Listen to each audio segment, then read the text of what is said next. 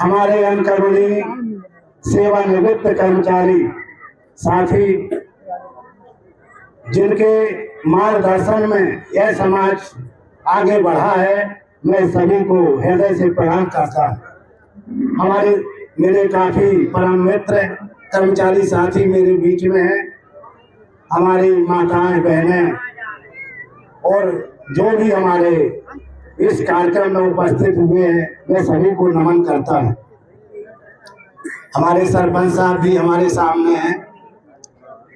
विशेषकर मैं अब क्योंकि ये विदाई वाला कार्यक्रम है, मैं संक्षिप्त में मेरे परम मित्र जो हरिशंकर सर हैं, हम लोग साथ में पढ़े और साथ में हम लोग सर्विस में लगे, साथ में एक ही दिन की हम लोगों की ज्वाइनिंग है।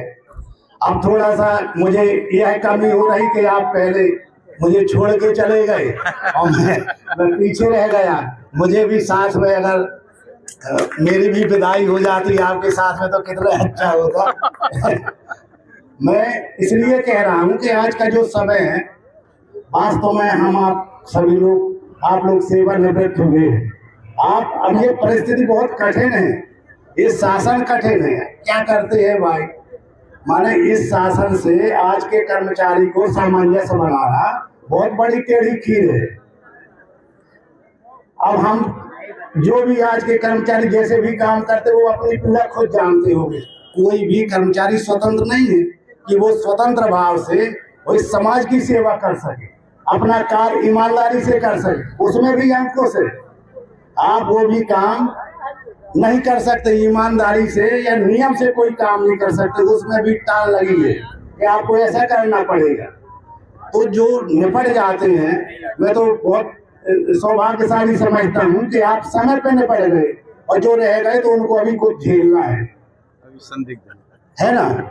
और हमारे डॉक्टर साहब तो बहुत हमारे मान लो काफी आपका भी मार्गदर्शन रहता रहा, मैं बिहार रहा हूँ। तो मैं केवल इतना चाहूंगा, और मैं आपके बारे में जितना सरल स्वभाव आपका, आप मेरे ख्याल से 40-42 साल हो गए हम लोग साथ में लगे, कभी भी हमें ऐसा नहीं लगा कि हमारा संवाद कटा हुआ हो। अभी 2-4 दिन पहले तक बात हुई, अभी आपने आमंत्रण भी फोन से किया, तो हम लोग लगातार संपर्क में रहे।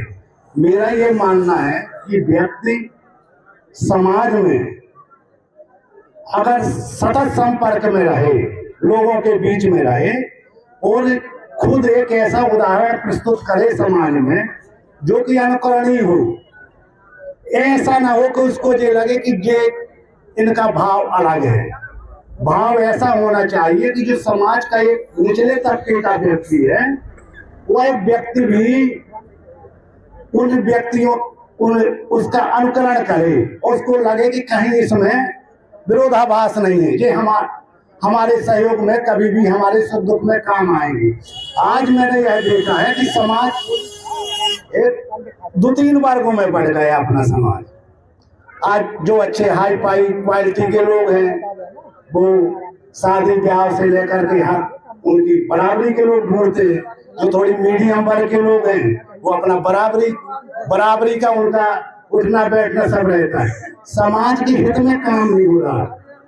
जैसे हमारे डॉक्टर साहब ने कहा कि आज हम कहीं हमारी दिशा भटक गई है, और समाज के हित में काम करने के लिए बहुत त्याग करना पड़ता है। बाबा साहब ने तो सभी को मालूम कितना त्याग किया।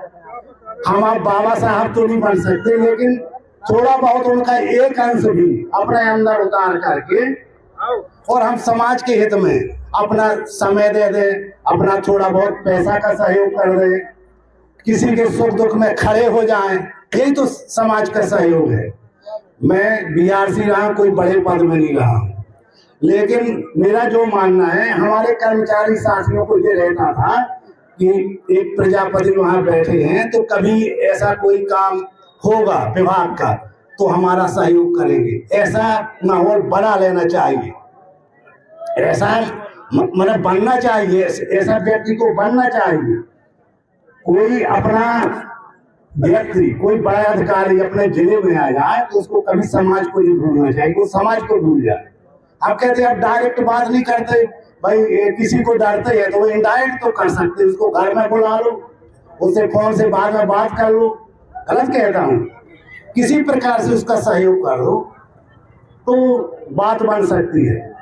तो मेरा, अब मैं ज़्यादा क्या बोलूँ, आप मुझसे भी बहुत बुद्धिजीवी लोग हैं यहाँ पे, इस समाज को सुधारने में हमें कुछ करना पड़ेगा। हमारे सर तो वैसे थे, ये क्या बताएं, इतने सज्जन सरल, जब इनकी तो कोई बात ही नहीं है। अब मैं तो दूर का आदमी हूँ, आप लोग तो अगल बगल के, लेकिन मेरा मन ऐसा था कि मुझे लगा ही नहीं रहा था, मुझे लगता जैसे घर के, मेरे घर परिवार के व्यक्ति, हम लोगों की ऐसी बातें होती थी, कोई भी अड़चन हो जाती है, बताओ ऐसा करना क्या नहीं करना है। तो आप सभी लोगों ने मुझे बोलने का समय दिया और हम आप सभी का, अपने संचालक महोदय का आभारी हूँ। और मैं हृदय से एक दुआ करता हूँ, आशा करता हूँ कि आपका जो हमारे सर जी का शेष जीवन है, आप स्वस्थ रहें, सुखी रहें और समाज सेवा में जरूर अपना समय दें। इसी के साथ बहुत बहुत धन्यवाद।